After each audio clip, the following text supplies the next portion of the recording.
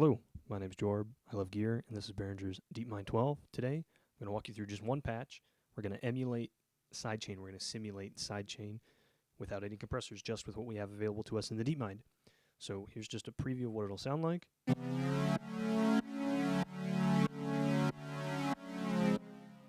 Something like that.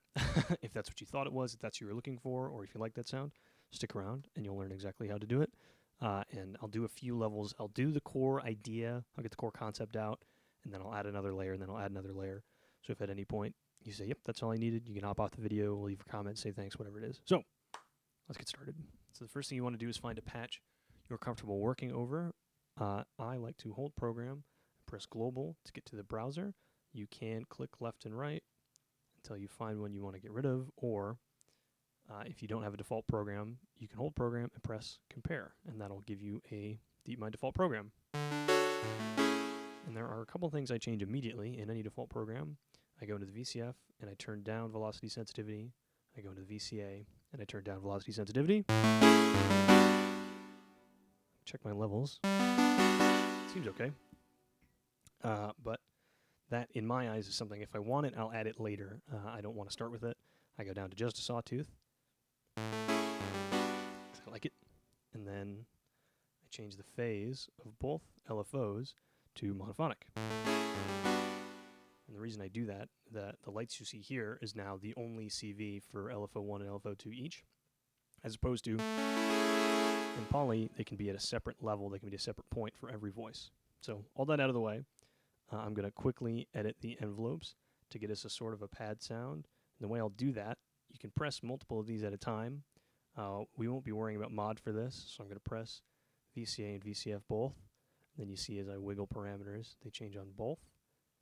And we're just going to get a general pad sound, which is some attack, some decay, some drop in volume for sustain, and relatively long release. Okay, and we aren't hearing anything with the envelope filter yet. So I'm going to add, I'm going to drop the cutoff filter, the cutoff point, excuse me, and then add a little bit of envelope contribution. We're hearing it rise, and one last thing I like to do is bring the attack of the VCA a little quicker, so there's volume there for you to hear the rise in the filter. Wonderful. We'll check the bass boost. I like it. We'll go into effects, and we'll add a chorus, which I know is around here. Yep. Wonderful. So that's generally the synthesizer sound we're going to have for this. All the rest of the tricks will be in the mod matrix. Let's jump right into that. If you aren't familiar with the mod matrix, you take a control voltage source, you attenuate it, which is positive or negative contribution, attribution, and then you send it somewhere else. So what we want to do is simulate sidechain, right? So when you hear that, what are you hearing? You're hearing the volume drop suddenly and then slowly rise. Well, we're going to accomplish that with an LFO, and the wave shape we're going to use is one that drops suddenly and slowly rises. Or visually, you see it slowly rise and then drop suddenly. And so this is this ramp. And here in the mod matrix, actually, I went pretty fast there, but here in the LFO menu, we can scroll through and pick our shapes. Or if you hold edit and then move the fader, that's how you can change really quickly your wave shapes. So let's get it to ramp up, and then we'll go back into the mod matrix, and we can either click through and find LFO2, or we can hold mod, press its edit, and it'll cycle through a couple options for it. LFO2, LFO unipolar, which is all positive modulation, LFO2 fade, which is just the attack time of this delay fader. So we'll leave it on LFO2, and we want our source to be, like we talked about, volume. And so when I move this slider, it puts it on the destination. It doesn't actually change that parameter. It just says, hey, look at this. Okay? And we want it to be positive modulation, so let's see what that sounds like right now.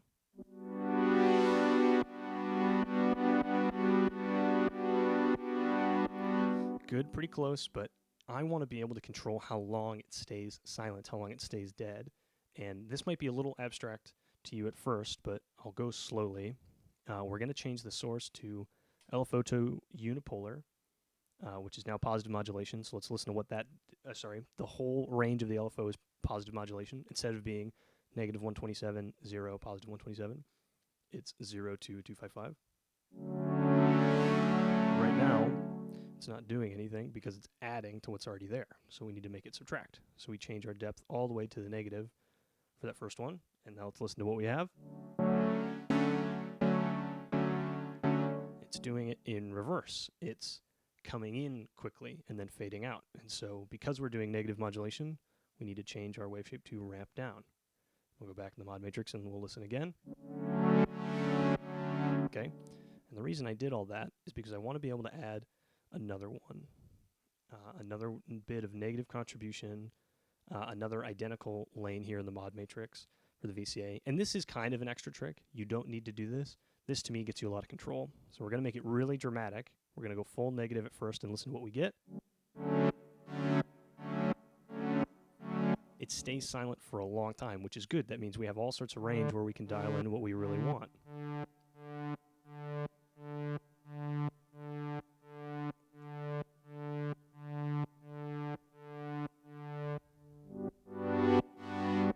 Very severe sidechain, or a little bit less.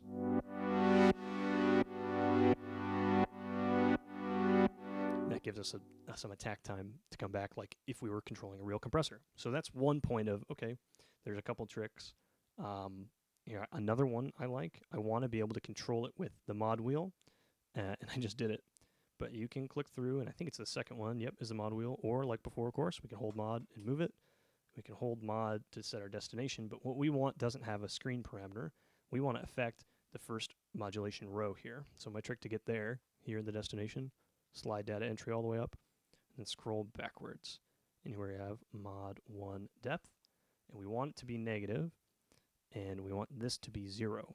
So what this is saying, we'll go through the rows. Our first, all positive LFO2 unipolar is adding nothing, no depth to the active VCA. Our second one is subtracting a little bit. LFO2 again, its full range is subtracting a little bit from the VCA active, which let's listen to that on its own.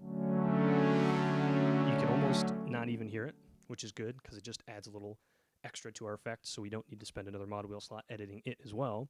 But what the mod wheel is doing, as the mod wheel goes up, it will negatively apply that to mod 1 depth. So as we slowly fade it in, we slowly fade in our sidechain. Wonderful.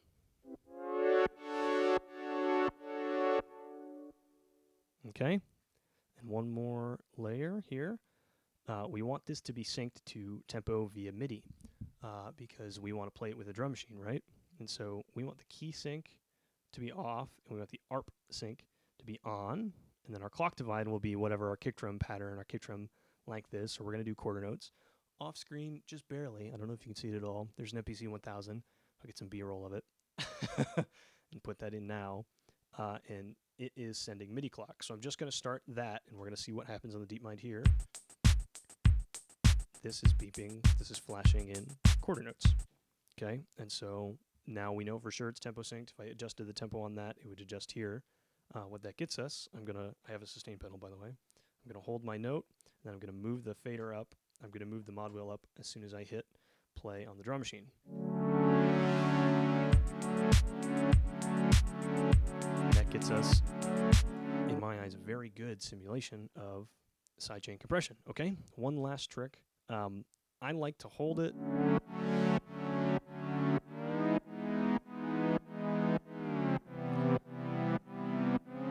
then play with the pitch wheel, but I want it to be more musical intervals. So if you press edit under the voice menu, it says poly, but it's the voice menu. Twice you get to pitch parameters, and then you can change the positive and negative pitch bend ranges. Well, you can set them to both be positive or both be negative. So let's do positive for both and hear what we get.